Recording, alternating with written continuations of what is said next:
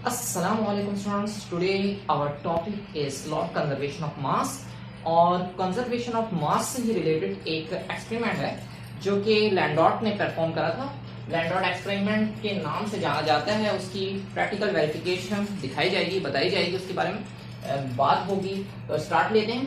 लेवॉइजर के या हम कहते हैं लैंडॉट के एक्सपेरिमेंट, लेवॉइजर ने जो लॉ दी थी, law of conservation of mass, के mass is neither deteriorated nor be destroyed during any chemical reaction, कि मास ना तो पैदा होता है ना खत्म होता है किसी भी कीमियाई अमल के दौरान। तो उस लॉ को वेरीफाई करते हुए ये एक्सपेरिमेंट है।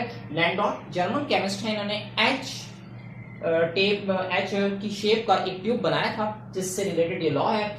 अच्छा जी, एच शेप का एक ट्यूब बनाया। फर्स्ट ऑफ ऑल उसके दो लाइंस से, सही दो पार्ट से, दो साइड से ग्लास ट्यूब था ये, और ये तमाम तरफ से सील था। सिर्फ इसकी एक ओपनिंग थी जो कि हमारे पास कंपाउंड को ऐड करने के बाद उसे भी सील कर दिया गया। तो दो लाइन्स हैं इसमें, एक लाइन ए है, एक लाइन बी है। इस एच ई शेप के ट्यूब में लाइन ए में सिल्वर नाइट्रेट यानी AgNO3 लिया गया है, सिल्वर नाइट्रेट, ठीक है जी।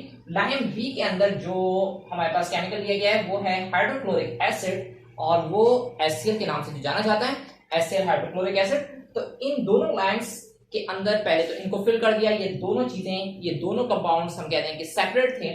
AgNO3 सेपरेट था, Ag और HCl अलग दूसरी लाइन बी में मौजूद था। इनको डालने से पहले या इनको डालने के बाद हम कहते हैं कि इस लाइंस में यानी मिक्स होने से पहले इसका वेट कर लिया गया। वेट जब करा गया तो लाइन ए का और लाइन बी का जो वेट था उसका सम कर लिया गया रिएक्शन में। सबसे पहले लाइन ए और बी को फिल करने के बाद रिएक्टेंट साइड का वेट। इस तरीके से इसको वेट करने के बाद लाइन ए और बी को इन्वर्ट करके आपस में शेक करा गया। तो शेक जब किया जाएगा तो यहां से ओपनिंग, हम कहते हैं यहां से ये ओपन है, ये वाला HCl AgNO3 के साथ आकर रिएक्ट करना स्टार्ट करेगा, रिएक्शन स्टार्ट होगा, और AgNO3 भी HCl के साथ रिएक्शन स्टार्ट करेगा। रिएक्शन होगा इन दोनों कंपाउंड्स का, और AgNO3 और HCl से जो हमारा प्रोडक्ट साइड में आएगा यानी Ag क्लोरीन के साथ जाकर रिएक्ट करेगा, क्योंकि इसको एक इलेक्ट्रॉन इससे रिक्वायर्ड होता है। तो बल्कि हम ये कहते हैं कि इससे एक इलेक्ट्रॉन डोनेट करना होता है Ag को। तो ये जाकर क्लोरीन को वो डोनेट करेगा, और क्लोरीन हमारे पास एक इलेक्ट्रॉन को गेन कर लेगा। इस तरह से यहाँ पर +1 और -1 इनकी वैलेंसी हो जाएगी, जो कि आपस में कैंसिल हो जाएगी, तो उसे इसलिए मेंशन नहीं किया जा रहा। इसी तरीके से हाइड्रोजन नाइट्रेट के साथ NO3 जो कि नाइट्रेट है, इसके साथ रिएक्ट करेगा। तो हाइड्रोजन और नाइट्रेट का रिएक्शन होगा और नाइट्रिक एसिड की फॉर्मेशन हो जाएगी, जो कि एक्वस फॉर्म में यानी वाटर की फॉर्म में, लिक्विड फॉर्म में मौजूद होंगी। ये दोनों भी लिक्विड सी फॉर्म में मौजूद है।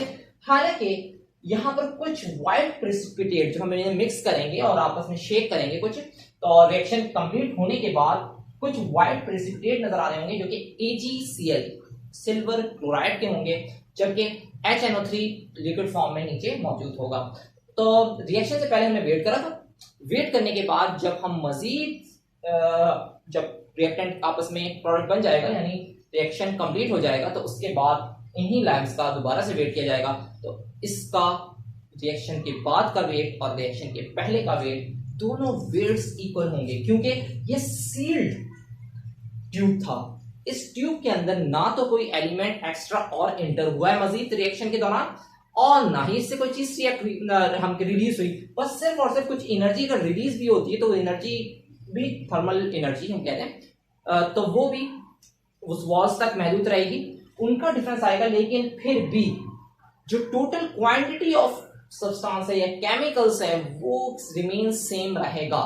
यानी देख लिया गया जिस एक्सपेरिमेंट में कि AgNO3 और HCl का जो वेट था वही सेम वेट था AgCl और HNO3 का रिएक्शन के बाद जो कंपाउंड्स फॉर्म हो रहे हैं। आई होप कि आपको क्लियर होगा कि किस तरीके से एच शेप ट्यूब में दो लाइंस के अंदर दो केमिकल्स को पुट कर उनका वेट किया गया, उन्हें शेक कर इन्वर्ट कर रिएक्शन स्टार्ट हुआ, और रिएक्शन के कंप्लीट होने के बाद जो चीज फॉर्म हुई उसका वेट किया गया। तो इनिशियल और फाइनल वेट दोनों इक्वल थे।